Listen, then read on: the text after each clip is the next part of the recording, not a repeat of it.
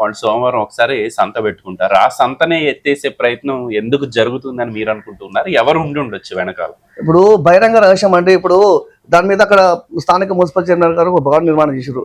అది FTL పరిధిలో వస్తుంది, అది గవర్నమెంట్ ల్యాండ్ అని చెప్పేసి ఫిర్యాదులు వచ్చినాయి.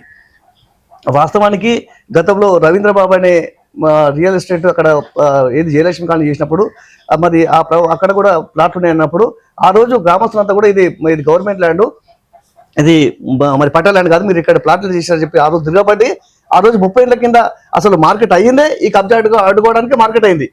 తర్వాత క్రమంలో మరి వివిధ గ్రామ సర్పంచ్లు ఉన్నవారు వాళ్ళు కడుతుంటే ఊరుకోవడము, వాళ్ళు డాక్యుమెంట్స్ తీసుకోకపోవడము, ఇవి చేయడం వల్లనే ఆడ మరి నిర్మాణాలు జరిగినాయి. ఆ నిర్మాణాలు జరిగేటప్పుడు స్థానిక అధికారులు కానీ వాళ్ళంతా సహకరించి ఆ నిర్మాణానికి వాళ్ళు కారకమయ్యారు.